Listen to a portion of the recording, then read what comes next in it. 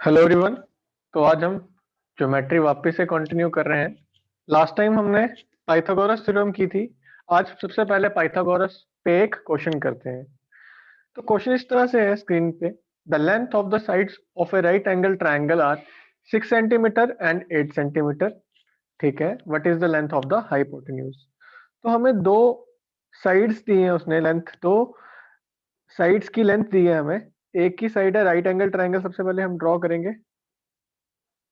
ठीक है, right angle triangle में दो लेंथ दिए, एक 6 सेंटीमीटर और एक 8 सेंटीमीटर। तो आप किसी को भी 6 सेंटीमीटर या 8 सेंटीमीटर बना सकते हैं, क्योंकि इसने स्पेशली बताया नहीं है, तो आंसर में इसका कोई फर्क नहीं पड़ेगा। तो अगर मैं इस ट्रायंगल का नाम ABC रख दूं, दो लेंथ ले लूं, परपेंडिकुलर ले लिया मैंने 8 सेंटीमीटर और बेस ले लिया 6 सेंटीमीटर।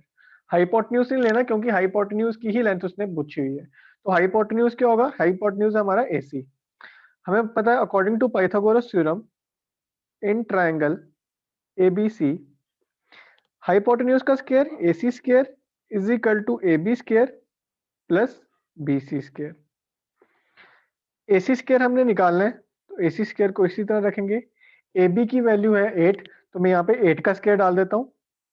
और BC की वैल्यू है 6, तो मैं यहाँ पे 6 का स्क्वायर डाल देता हूँ। AC square is equal to 8 का स्क्वायर 64 प्लस 6 का square 36। AC square is equal to 34 plus 64 plus 36 is equal to 100। तो AC क्या हो गया? स्क्वायर रूट ऑफ, अगर इस साइड स्क्वायर है तो उस साइड जाके क्या बन जाता है? ये स्क्वायर रूट ऑफ 100। हमें पता है स्क्वायर रूट ऑफ 100 क्या होता है? 100 होता है 10 का स्क्वायर, 10 का स्क्वायर और स्क्वायर और स्क्वायर रूट आपस में कैंसिल हो जाते हैं, तो AC आ जाएगा हमारा 10 सेंटीमीटर। AC यानी कि हाइपोटेन्यूज। तो हाइपोटेन्यूज इस केस में क्या निकल गया हमारा? 10 सेंटीमीटर। होप सो आपको समझ आ गया होगा, काफी इजी क्वेश्चन था। ठीक है, आगे हम कंसेप्ट थोड़े कंकरेंट ट्रायंगल पे पढ़ेंगे, उसके बाद उसके क्वेश्चंस करेंगे। तो कंकरेंट ट्रायंगल्स पढ़ते हैं अब। कंकरेंट ट्रायंगल्स क्या होते हैं? Two triangles are said to be congruent if and only if one of them can be made to superimpose on the other so it exactly covers। मतलब दो एक जैसे दिखने ट्रायंगल, अगर मैं एक ट्रायंगल को दूसरे ट्रायंगल के ऊपर रखूंगा तो एकदम फिट हो जाएंगे। मतलब Thus, congruent triangles are exactly identical। For example मैंने ये ट्रायंगल बनाया है, तो कोशिश की एक जैसा बनाने की, प्रॉपर नहीं बना, लेकिन आप समझिएगा कि ABC ट्रायंगल और PQR ट्रायंगल कंग्रुएंट है। मतलब अगर मैं ABC को यहां से उठा के इसके ऊपर फिट करूं, अगर मैं ABC को यहां से उठा के यहाँ पे फिट करूं, तो ये एकदम ABC PQR के ऊपर हो जाएगा। तो इसका मतलब कि अगर ABC और PQR एक दूसरे के ऊपर फिट हो जाते हैं, एक एग्जैक्ट बिल्कुल एकदम बैठते हैं, तो ये क्या है? दोनों ट्रायंगल कंग्रुएंट है, उसको हम कहते हैं congruent triangle. Here triangle ABC and triangle PQR are congruent and it is written as, इसको हम कंग्रुएंट को ऐसे लिखते हैं, इज इक्वल टू का साइन डालते हैं, इज इक्वल टू के साइन के ऊपर ये साइन डाल देते हैं, तो इसका मतलब क्या है? ये कंग्रुएंट है। Hence triangle ABC is congruent triangle PQR। अब हम क्राइटेरिया पढ़ेंगे कि क्राइटेरिया क्या होता है कंग्रुएंट ट्रायंगल्स का। अब क्राइटेरिया ऑफ कंग्रुएंस ऑफ ट्रायंगल देखते हैं। तो सबसे पहला क्राइटेरिया क्या है कि किस तरीके से हम कंग्रुएंसी प्रूव कर सकते हैं? सबसे पहला तरीका है SSS कंग्रुएंस क्राइटेरिया। तो SSS क्या हो गया? Side side side. तो अगर SS कंग्रुएंस क्राइटेरिया होगा, तो क्या होगा? Two triangles are congruent if three sides of one triangle are respectively equal to the three sides of other triangle. इसका मतलब क्या है? अगर ट्रायंगल ABC है और दूसरा ट्रायंगल सपोज करो PQR है, अगर length AB is equal to length PQ, यहां लिख देता हूं नीचे, अगर AB is equal to PQ हो जाएगा, BC जैसे कि मैंने BC के ऊपर डबल लाइन मारी, तो QR के ऊपर भी इनको शो करने के लिए इक्वल डबल लाइन मारूंगा। BC is equal to QR and AC is equal to PR। तो AC के ऊपर तीन लाइन मारी, तो इसके मतलब क्या है कि AC is equal to PR। अगर ये तीनों ऐसे एस हो जाएगी, मतलब साइड साइड साइड बराबर हो जाएंगी, तो इसका क्या मतलब होगा कि जो ABC है वो कंग्रुएंट है ट्रायंगल PQR के। बाय SSS क्राइटेरिया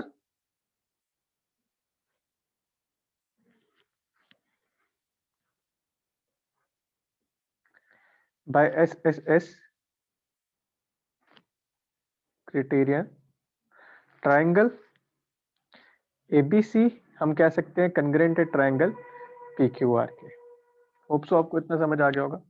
अब ये तो था कि एक क्राइटेरिया कंग्रेस प्रूव करने का। अब आगे दूसरा क्राइटेरिया भी है, वो है SAS क्राइटेरिया। वो जो अगला है मेथड कंग्रेंसी को प्रूव करने का, वो है SAS कंग्रेस क्राइटेरिया। SAS का क्या मतलब है? SAS का मतलब है side angle side. Side angle side मतलब कि two triangles are congruent if two sides and the included angle of one triangle are respectively equal to the two sides and the included angle of the other triangle। इसका क्या मतलब है मैं समझा देता हूँ, डायग्राम से ज्यादा क्लियर हो जाता है, थ्योरी से इतना क्लियर नहीं होता, तो इसलिए मैंने थ्योरी इसमें नहीं लिखी है। तो ABC ट्रायंगल है, एक triangle PQR, similar same triangles ले लेता हूँ। SAS सबसे पहले साइड होगी, ये साइड इसके बराबर होगी, ये एंगल साइड के बाद क्या आएगा एंगल, तो उस साइड के बाद एंगल आ रहा है angle B, angle B angle Q के बराबर होगा, और वापिस से साइड आएगी BC, side BC is equal to side QR।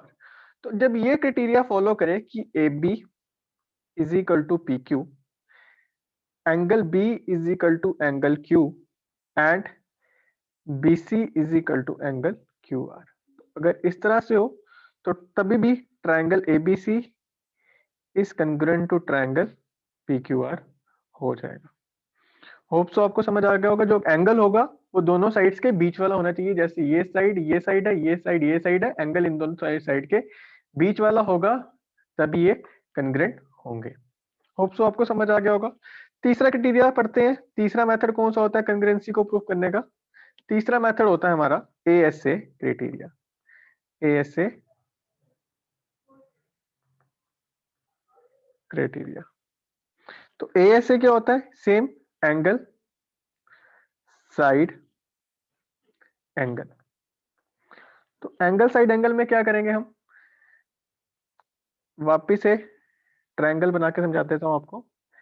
ABC एक ट्रायंगल है और PQR दूसरा ट्रायंगल है। तो ASA क्राइटेरिया क्या कहता है? Angle side angle. सबसे पहले कोई एंगल ले लो, फॉर एग्जांपल एंगल Q है, एंगल B है, एंगल Q के बराबर है। इस बारी एंगल के बाद क्या आ रहा है? साइड। तो एंगल के बाद में साइड अगली कौन सी आ रही है? BC। BC साइड QR के बराबर है, और एंगल C अगर एंगल R के बराबर है। तो इसका क्या मतलब है? ASA क्राइटेरिया फॉलो हो रहा है एंगल साइड एंगल। इस केस में क्या होगा? Angle B is equal to angle Q हो, अगर BC उसके बाद जो साइड है BC is equal to QR हो, और तीसरा angle C is equal to angle R हो। ये जो क्राइटेरिया बनेगा ये बनेगा ASA क्राइटेरिया, और ये ट्रायंगल ABC को क्या प्रूव करेगा? Angle ABC, triangle ABC is congruent to triangle PQR को। होप सो इतना समझ आ गया होगा। अब लास्ट क्राइटेरिया जो पढ़ेंगे हम, वो पढ़ेंगे RHS कंग्रुएंस क्राइटेरिया। तो लास्ट क्राइटेरिया पढ़ते हैं, उसके बाद इसके क्वेश्चंस करेंगे। तो RHS क्या कहता है? RHS कंग्रुएंस criteria. RHS क्या होता है? RHS होता है right angled hypotenuse side. RHS में right angled hypotenuse side. Right angle hypotenuse side मतलब समझ आ जाना चाहिए कि ये राइट एंगल ट्रायंगल में ही होगा। क्या कहता है ये? Two right angle triangle are congruent if hypotenuse and one of the first triangle are respectively equal to the hypotenuse and one side of the second triangle. समझा देता हूं आपको डायग्राम से। क्या कहता है? दो ट्रायंगल ले लिए, दोनों राइट एंगल ट्रायंगल इस बारी में लूंगा। तो राइट एंगल ट्रायंगल ABC, या मैं चेंज कर देता हूँ थोड़ा, इस बारी थोड़ा ए सी बी, ये triangle right angle at C at, वापस एक बार ड्रॉ कर देता हूं, triangle A B C right angle at C और triangle P Q R right angle at R. इसमें क्या होगा, हाइपोटेन्यूज बराबर होंगे, परपेंडिकुलर बराबर होगा। अगर हाइपोटेन्यूज हाइपोटेन्यूज बराबर होगा, उसके बाद फॉर एग्जांपल हमारा एक परपेंडिकुलर बराबर है, तो ये जो क्राइटेरिया लगेगा ये लगेगा हमारा आरएचएस कंकरेंस क्राइटेरिया। क्या यही क्या था इसने कि hypotenuse and one side of first triangle is equal to the hypotenuse and one side of second triangle, कि हाइपोटेन्यूज तो बराबर होना ही चाहिए, उसके अलावा बीसी या क्यूआर के बराबर हो जाता या एसी पीआर के बराबर हो जाता। इसमें एसी या पीआर के बराबर है, हाइपोटेन्यूज इसमें इक्वल होना ही चाहिए, तो इसको हम कहेंगे आरएचएस कंकरेंस क्राइटेरिया। इसमें क्या हुआ, A B is equal to P Q, A C is equal to P are.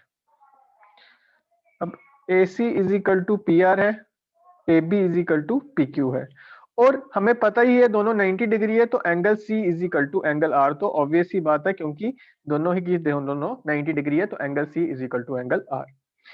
तो ये आरएचएस क्राइटेरिया फॉलो कर रहे हैं इसमें। तो ट्रायंगल एबीसी इसमें भी किसके बराबर होगा, कॉन्ग्रुएंट होगा ट्रायंगल पी क्यू आर के। तो ये चार मेथड थे हमारे क्राइटेरिया प्रूव करने के लिए कॉन्ग्रुएंस के। होप सो आपको ये समझ आ गए होंगे। अब आगे इसके क्वेश्चंस करते हैं कि क्वेश्चंस किस तरह से हम सॉल्व। क्वेश्चन हमारी स्क्रीन पे इस तरह से है, कहता है in the given figure the two triangles are congruent. इसने बोल दिया है, पहले ही बता दिया है कि एबीसी जो दो ट्रायंगल्स हैं, एबीसी और डीईएफ या कोई भी हो सकता है, डीएफई भी हो सकता है, कॉन्ग्रुएंट है। Then triangle ABC congruent to, ABC congruent to किस कौन सा ट्रायंगल होगा, तो ध्यान रखिएगा कभी भी डीईएफ और एफईडी या डीएफई में बहुत फर्क है, तो इस क्वेश्चन को ध्यान से समझिएगा। तो ट्रायंगल एबीसी कॉन्ग्रुएंट को टू ऑप्शन भी दे रखा है, ट्रायंगल ईएफडी, ईएफडी। तो ट्रायंगल ईएफडी इस तरह से होगा, इस तरह से बनाएंगे ईएफडी, एफईडी, एफईडी या डीईएफ, डीईएफ। तो सबसे पहली बात हम देखते हैं कि किस तरह से ये एंगल्स या साइड या एंगल्स को ये लेगा। तो इस तरह यहाँ पे मैं इसका सॉल्यूशन लिखता हूं। तो सबसे पहले मेरे को दिख रहा है यहाँ पे जो एंगल ए है, जैसे ये डबल लाइन से एंगल बनाया गया और ये भी डबल लाइन से बनाया गया, इसका मतलब क्या, angle A is equal to angle F, ये हमें गिवन है। उसके बाद angle B is equal to angle E, यहाँ पे एंगल बी भी 90 है और ई भी 90 है, तो ये भी हमें दिया गया 90 डिग्री। ठीक है, क्योंकि ये दोनों 90 डिग्री के बराबर है इसलिए मैंने बराबर कर दिए। और ये साइड भी दे रखी है, side BC is equal to side D, तो side BC is equal to side D. तो जब हमें पता है दो एंगल्स और एक साइड हो तो हम कौन सा लगाते हैं, एएसए क्राइटेरिया। तो सबसे पहले एएसए ट्रायंगल एबीसी तो आ गया, एबीसी, तो ये कौन सा ट्रायंगल आएगा, दूसरा एबीसी। आप देख रही हैं यहाँ पे angle A is angle B angle C, जैसे हमने एंगल ये एंगल ए बी और तीसरा सी है, उसी तरह से ट्रायंगल जो होगा वो आएगा एफ ई और डी। तो ट्रायंगल जैसे हमने एंगल ए आया था, फिर बी आया और फिर सी आया, जैसे अगर ए बी सी, ठीक है, उसी तरह से पहले हम ए को लेंगे, ए के सामने कौन सी साइड है, एफ, एक एंगल ए के सामने कौन सा एंगल है, एफ, तो उसी तरह से एंगल एक ट्रायंगल पहले एफ आएगा। उसके बाद जैसे बी के दूसरा हमारी साइड थी यहाँ पे बी वाला, बी पॉइंट था, तो बी के सामने कौन सा एंगल इक्वल है, एंगल बी के सामने एंगल ई, तो इसके बाद हम ई लिखेंगे। और बी बी के सामने आ गया, और तीसरा कौन सा, ए बी सी, और तीसरा हमारा एक ही पॉइंट रह गया सी के सामने जो कि आएगा डी। इसका आंसर है triangle A B C is congruent to triangle F E D. तो इसका आंसर क्या होगा, answer B F E D. Hope so आपको समझ आ गया होगा। हमेशा ध्यान रखिएगा डीईएफ और एफईडी एक ट्रायंगल नहीं है, थोड़ा सा इसमें फर्क होता है इसमें। तो जैसे जोन सी साइड जिस एंगल के बराबर आएगा, जोन सा एंगल दूसरे ट्रायंगल के अपोजिट वाले एंगल के बराबर आएगा, जैसे ए यहाँ पे हमने एबीसी पहले लिखा, तो एंगल ए बी और सी। जो सबसे पहले ए हमारा ट्रायंगल एबीसी था, तो ट्रायंगल ए में एंगल ए कहाँ पे है? एंगल ए यहाँ पे, एंगल ए के सामने कौन सा था? एंगल एफ, तो सबसे पहले एफ। उसके बाद बी था यहाँ पे, ठीक है, तो बी के सामने कौन सा एंगल है? एंगल ई, तो एंगल ई आ जाएगा। और तीसरा पॉइंट सी है, तो सी के सामने ऑटोमेटिकली डी आ जाएगा। फिर जब हम दो आएंगे तो एक ही रह गया, तो सी के सामने डी। तो therefore triangle ABC is congruent to triangle FED. Hope so आपको समझ आ गया होगा। आज के लिए इतना ही रखते हैं। नेक्स्ट टाइम ज्योमेट्री के क्वाड्रिलेटरल के ऊपर क्वेश्चंस करेंगे, इसके कंसेप्ट करेंगे क्वाड्रिलेटरल के ऊपर, सर्कल के ऊपर, और फिर इसके क्वेश्चंस करेंगे। तो आज के लिए इतना ही रखते हैं। Thank you.